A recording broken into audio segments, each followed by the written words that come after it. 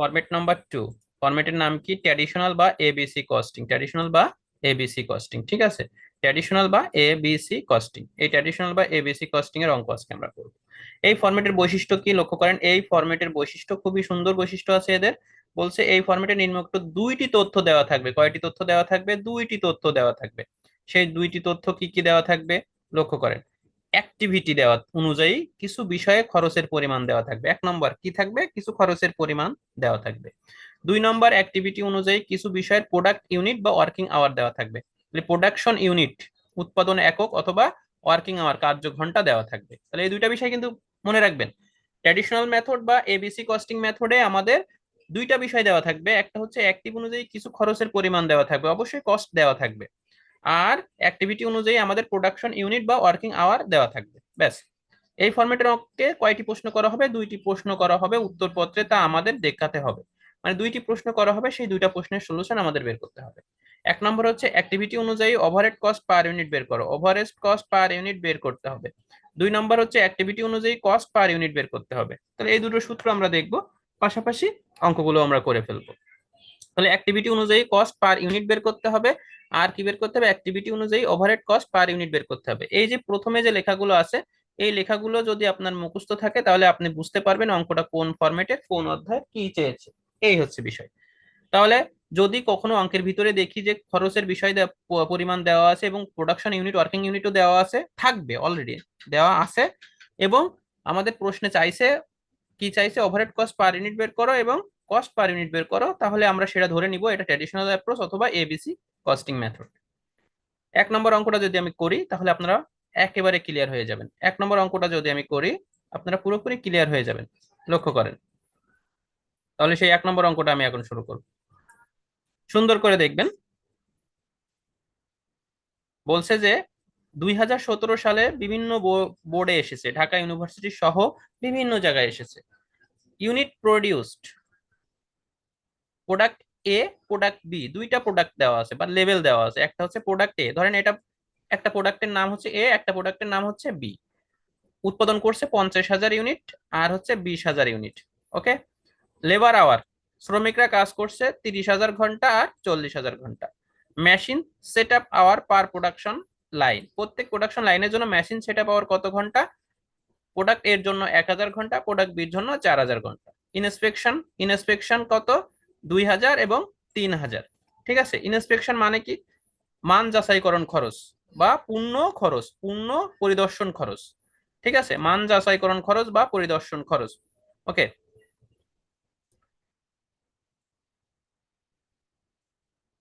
আচ্ছা, তারপর হুম তারপরে হচ্ছে কি বলছে দেখেন, প্রশ্নের সাথে মিল করি। প্রথমে কি আছে? অ্যাক্টিভিটি অনুযায়ী কিছু খরচের তালিকা দেওয়া আছে। আর কি দেওয়া আছে? এই যে দেখেন সেই খরচের তালিকা। ওভারহেড কস্ট নিচে, বাজেটেড মেশিন সেটআপ কস্ট হয়েছে কত? 8 লক্ষ। ইন্সপেকশন কস্ট হয়েছে কত? 6 লক্ষ। তাহলে টোটাল ওভারহেড কস্ট হয়েছে কত টাকা? 14 লক্ষ টাকা। টোটাল কস্টের পরিমাণ বের হয়েছে কত? 14 লক্ষ টাকা।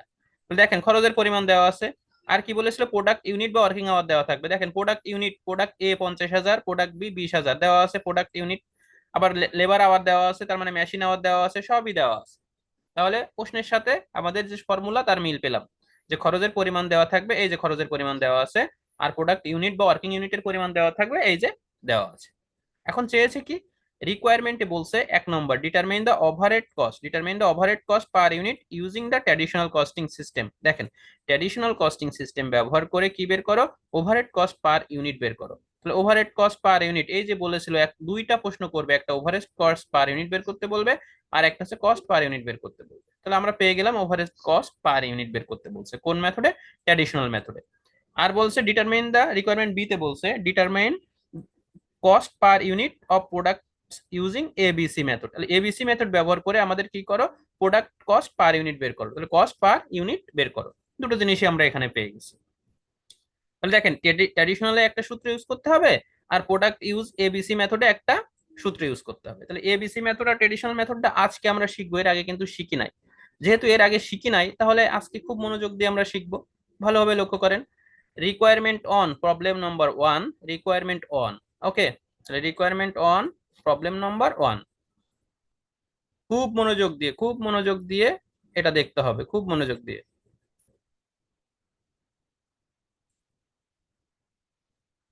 প্রবলেম নম্বর 1, রিকোয়ারমেন্ট এ কি চেয়েছে, determine the overhead cost per unit, calculation for overhead cost per unit under কোন মেথড, ট্র্যাডিশনাল মেথড।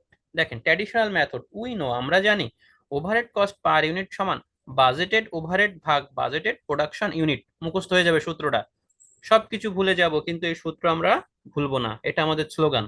আর সূত্র ভুললে অঙ্ক আমরা ভুলে যাব। ক্যালকুলেটর রেডি আছে তো সবার কাছে? ক্যালকুলেটরের জন্য রেডি থাকে। দেখেন তাহলে সূত্র কি, ওভারহেড কস্ট পার ইউনিট সমান বাজেটেড ওভারহেড ভাগ বাজেটেড প্রোডাকশন ইউনিট।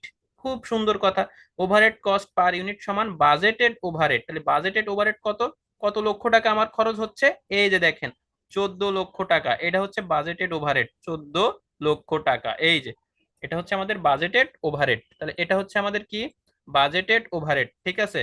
তাহলে এই হচ্ছে আমাদের বাজেটেড ওভারহেড 14 লক্ষ টাকা। এরপরে আমাদের কি আছে, এই যে দেখেন বাজেটেড ওভারহেড কত, 14 লক্ষ টাকা। সুন্দর করে দেখবেন বাজেটেড ওভারহেড 14 লক্ষ টাকা, ভাগ, ভাগ কি, বাজেটেড প্রোডাকশন ইউনিট। আচ্ছা কত ইউনিট আমরা তৈরি করতেছিলাম, তামান্না আপু বলেন তো কত ইউনিট তৈরি করতেছিলাম প্রোডাক্ট এ আর প্রোডাক্ট বি মিলে?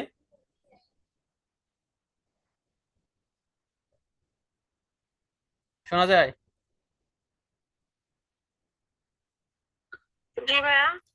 প্রোডাক্ট এ 50,000 ইউনিট আর প্রোডাক্ট বি 20,000 ইউনিট, মোট 70,000 ইউনিট আমরা প্রোডাক্ট তৈরি করতেছিলাম। ইউনিট প্রডিউসড, উৎপাদন করব কত, প্রোডাক্ট এ 50,000, প্রোডাক্ট বি 20,000। তাহলে টোটাল বাজেটেড প্রোডাকশন ইউনিট কত, বাজেট হয়েছে কত ইউনিটের জন্য? ভাইয়া আজ একটু নেট প্রবলেম হচ্ছে, কার, আপনাদের না আমার? ক্লিয়ারলি বোঝা যাচ্ছে না। আচ্ছা আবার কেটে দিয়ে জয়েন করেন, সবার কি একই সমস্যা হচ্ছে? না ভাইয়া। আচ্ছা যার সমস্যা আবার আমি বলেছি তো নেটে একটু সমস্যা হলে আবার কেটে দিয়ে জয়েন করবেন। আর আপনাদের বাসায় বা আমার বাসায় যেখানে যার বাসায় ভালো নেট পাবে সেখানে বসবেন। তো দেখেন বাজেটেড ওভারহেড, এটা তো পেলাম, কত বাজেটেড ওভারহেড, টোটাল কস্ট, যেটা টোটাল কস্ট কত, 14 লক্ষ। এরপরে হচ্ছে বাজেটেড প্রোডাকশন, কত প্রোডাকশন বাজেট করা হয়েছে আমাদের, মোট উৎপাদন করব কত, এ প্রোডাক্ট হচ্ছে 50,000, বি প্রোডাক্ট হচ্ছে 20,000। তাহলে দুটো মিলে কত, 50 আর 20 মিলে কত হয়, 70,000। গুড। তাহলে এই 14 লক্ষে 70,000 দ্বারা ভাগ দাও। 14 লক্ষ ভাগ হবে কত, 20,000। কত আসে,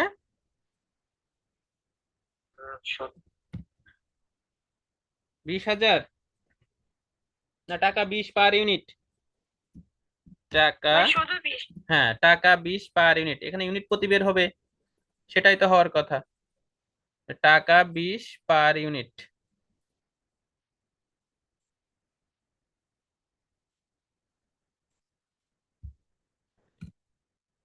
ফন্ট চেঞ্জ হয়ে রয়েছে।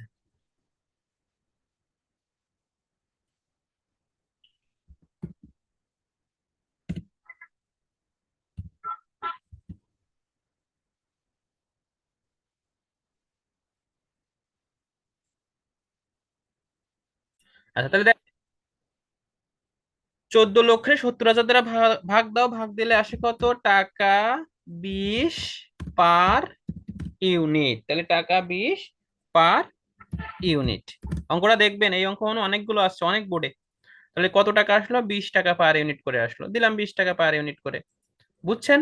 তাহলে ট্র্যাডিশনাল মেথডে যদি আমার ওভারহেড কস্ট পার ইউনিট বের করতে বলে, সূত্র কি হবে? আমাদের চৈতি আপু বলেন তো সূত্র কি হবে?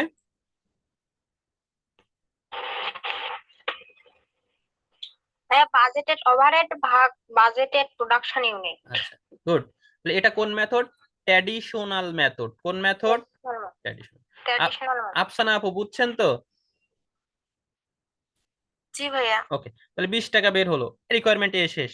এবার রিকোয়ারমেন্ট টু তে কি বলছে, দেখেন রিকোয়ারমেন্ট টু তে বলছে determine the cost per unit product using the ABC method. Good, ABC method, যেহেতু এবিসি মেথডে আমাদের কস্ট পার ইউনিট বের করতে বলছে, আমরা দুইটা স্টেপ করব। একটা হচ্ছে প্রথমে আমরা কি বের করব, calculation calculation of overhead rate per activity. Per activity overhead rate যে দেওয়া নাই এই অঙ্কে, এই জন্য আমরা activity overhead rate per unit বের করে নিব। আর 2 নম্বর স্টেপ কি, 2 নম্বর স্টেপ হচ্ছে calculation overhead cost per unit, এটা তো আমাদের বের করতেই হবে। তাহলে আমরা এই দুইটা জিনিস করব। যদি আমাদের অঙ্কে কখনো কখনো যদি ওভারহেড রেট পার অ্যাক্টিভিটি দেওয়া থাকতো, ভালো করে মনে রাখবেন, ওভারহেড রেট পার অ্যাক্টিভিটি দেওয়া থাকতো তাহলে আর এটা বের করতাম না। যেহেতু এই অঙ্কে দেওয়া নেই সেহেতু আমরা এটা কি করব, বের করব। তাহলে এখন আমরা কি করব, requirement B, calculation for overhead cost per unit under ABC method. Okay, requirement B, calculation for overhead cost per unit under ABC method. Very good. Step on, কয়টা স্টেপ হবে? যদি ওভারহেড রেট পার অ্যাক্টিভিটি দেওয়া না থাকে, overhead rate যদি পার activity দেওয়া না থাকে তাহলে স্টেপ হবে দুইটা, লিখে রাখেন। যদি ওভারহেড রেট পার অ্যাক্টিভিটি দেওয়া না থাকে তাহলে স্টেপ হবে কয়টা? দুইটা। এক নম্বর step, calculation of overhead rate per activity. তাহলে পার অ্যাক্টিভিটি ওভারহেড রেটটা এখন আমরা কি করব, বের করব। তাহলে পার অ্যাক্টিভিটি ওভারহেড রেটটা আমরা বের করব। তাহলে প্রথমে কি দেওয়া ছিল? প্রথমে দেওয়া ছিল লেবার আওয়ার দেওয়া ছিল, আর মেশিন সেট আপ আওয়ার দেওয়া ছিল, আর ইন্সপেকশন দেওয়া ছিল। এই যে দেওয়া ছিল তিনটা জিনিস। লেবার আওয়ার আমাদের এখানে লাগবে না, কারণ এটা সরাসরি উৎপাদনের সাথে জড়িত। আমাদের machine set up hour per product line লাগবে, আর ইন্সপেকশন লাগবে। যা করতেছি এটা কিন্তু সূত্র, এই অঙ্কটা দিয়েই সবগুলো অঙ্ক হবে। এই অঙ্কটা দিয়েই কিন্তু সবগুলো অঙ্ক হবে, সূত্র কিন্তু নতুন করে কিছুই আসবে না, এই যা করতেছি তাই। শুধু যে নোটটা লিখাইছি ওই নোটটা মনে রাখবেন, যে এবিসি মেথডে যদি আমাদের ওভারহেড রেট পার অ্যাক্টিভিটি দেওয়া না থাকে তাহলে দুইটা স্টেপ করতে হবে। Step number one, calculation for overhead rate per activity, machine set up hour per product line. তাহলে machine set up hour per product লাইনটা আগে বের করি। তাহলে machine set up hour per product line, লক্ষ্য করেন, machine set up hour per product line.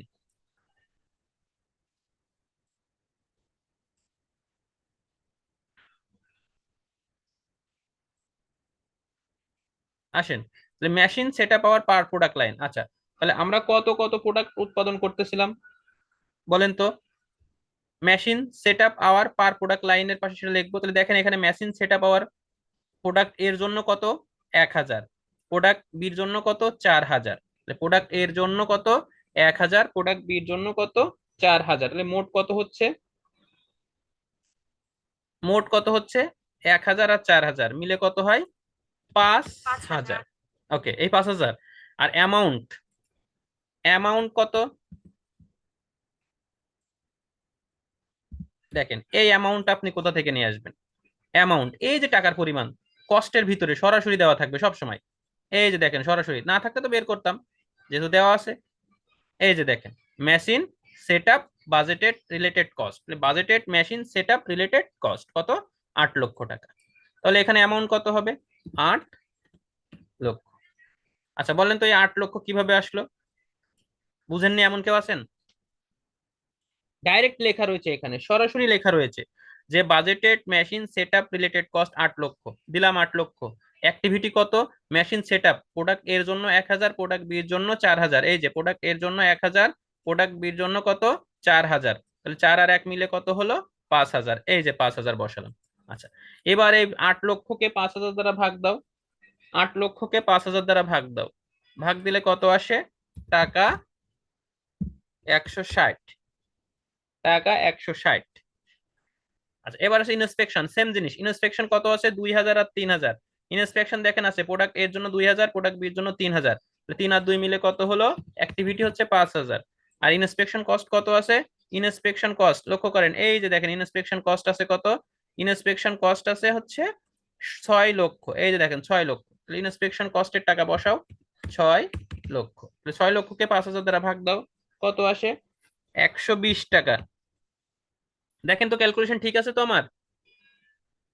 জি ভাইয়া। আচ্ছা, তাহলে দেখেন আমরা machine set up per hour, এই রেট গুলো কিন্তু দেওয়া ছিল না। দেখেন 160, 120 এই রেট গুলো দেওয়া ছিল না। আমি কিন্তু একটা জিনিস আপনাদের আবার ক্লিয়ার করে দিচ্ছি, এই যে রেট 160, 120 দেওয়া ছিল না, যার কারণে আমাদের এই স্টেপটা করে বের করে নিতে হয়েছে। যদিও অঙ্কের ভিতরে এই মেশিন সেট আপ আওয়ারের এই 160 টাকা, ইন্সপেকশনের এই 120 টাকা পার আওয়ার বা পার ইন্সপেকশন কস্ট বা পার মেশিন সেট আপ আওয়ার এরকম দেওয়া থাকতো, তাহলে এই স্টেপটা তখন আমরা আর করতাম না। এই কারণে আমি নোট লিখে দিয়েছি যে যদি এবিসি মেথডে ওভারহেড রেট পার অ্যাক্টিভিটি দেওয়া না থাকে তখন দুইটা স্টেপ করতে হবে। বুঝাতে পারছি? নোটের ব্যাখ্যা দিতে পেরেছি? আসেন, তাহলে স্টেপ 1 শেষ। এবার আমি যাব স্টেপ 2 তে। স্টেপ 2 ফাইনালি, এই স্টেপ 2টাই আমাদের প্রশ্নে চেয়েছে। তাহলে স্টেপ 2টা আমরা এখন দেখি। তাহলে স্টেপ 2 দেখেন,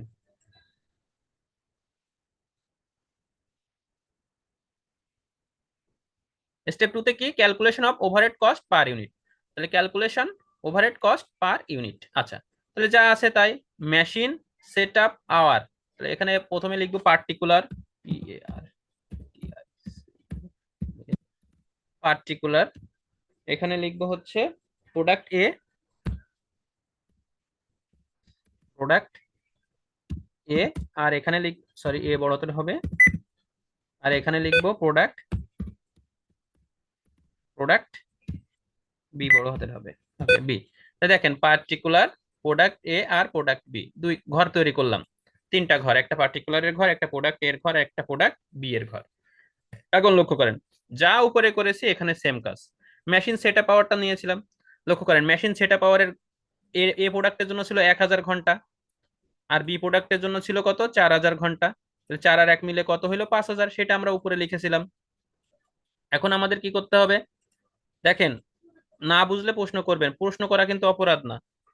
তাহলে দেখেন, প্রোডাক্ট এর জন্য ছিল 1000 ঘন্টা, আর প্রোডাক্ট বির জন্য ছিল কত, 4000 ঘন্টা। তাহলে এইখানে কি করেছি, machine set up hour product line 1000 গুণ 160, 4000 গুণ 160, এই 160 কোথা থেকে আসলো?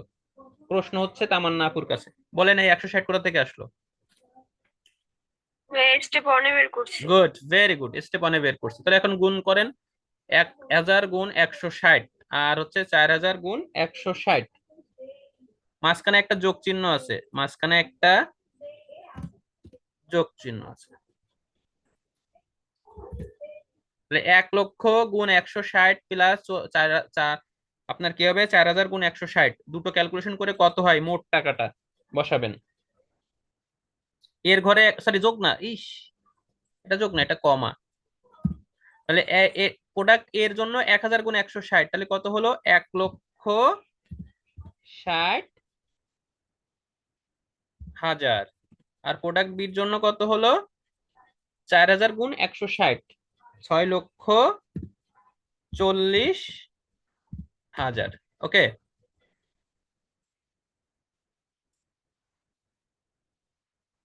দেখেন, প্রোডাক্ট এ এই 1,60,000 কিভাবে আসলো, প্রোডাক্ট বি এই 6,40,000 কিভাবে আসলো? কোনো প্রশ্ন থাকলে করতে হবে।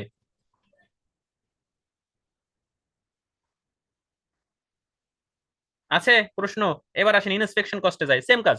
ইনস্পেকশন কস্ট প্রোডাক্ট এর জন্য ছিল 2000, আর প্রোডাক্ট বির জন্য ছিল 3000।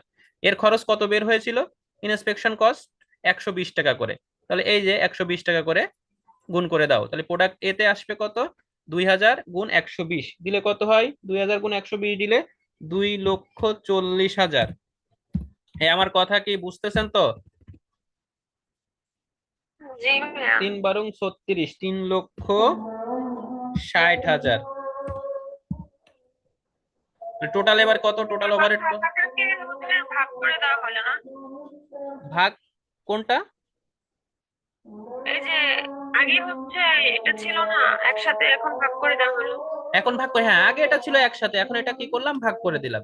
এই যে আগের স্টেপ ওয়ানে, আগের স্টেপ ওয়ানে এই যে 6 লাখ টাকা ছিল একসাথে, এটা এখন আমরা কি করে দিলাম, প্রোডাক্ট অনুযায়ী মানে ওদের খরচ অনুযায়ী, প্রোডাক্ট লেভেল অনুযায়ী ভাগ করে দিলাম। এই 6 লাখ রে অনুপাত করলাম 2000-এর আর 3000-এর, যেটা এখানে এই যে দেখালাম 120 টাকা পার ইউনিট। তাহলে 2000 গুণ 120 আর 3000 গুণ 120 দিলে আমাদের ভাগ হয়ে গেল। বুঝছেন? আচ্ছা, এবার টোটাল কত খরচ হয়েছে, 1,60,000 আর 2,40,000, 4 লক্ষ টাকা। এই যে 4 লক্ষ টাকা দিলাম, 4 লক্ষ টাকা।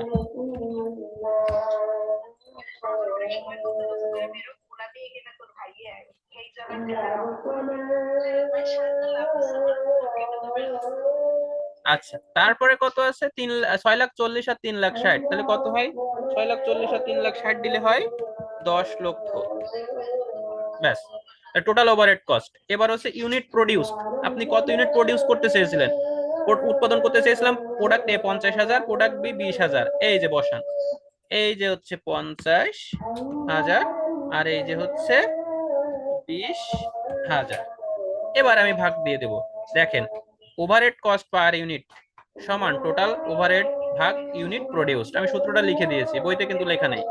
ওভারহেড কস্ট পার ইউনিট সমান টোটাল ওভারহেড, এটা টোটাল ওভারহেড ভাগ ইউনিট প্রডিউসড।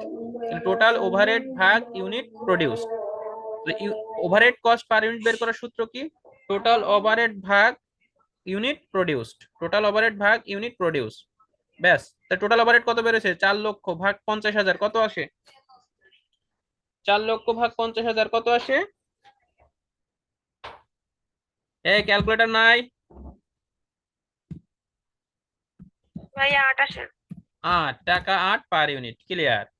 এই পাশেরটা করেন। 10 লক্ষ ভাগ 20,000 টাকা 50 পার ইউনিট। ব্যাস। ক্লিয়ার। জি। শখটা কি করবেন? ক্লোজ করে দিবেন। এই যে ক্লোজ করে দিলাম। ক্লিয়ার। বলেন, এবিসি কস্টিং এর এই যে ওভারহেড কস্ট পার ইউনিটটা বের করলাম, এটা নিয়ে কোনো প্রশ্ন আছে কিনা, এবং ট্র্যাডিশনাল মেথডের যে ওভারহেড কস্ট পার ইউনিটটা বের করলাম সেটা নিয়ে কোনো কোশ্চেন আছে কিনা। আজকের এই অঙ্কটা যে করালাম এটাই হচ্ছে সূত্র।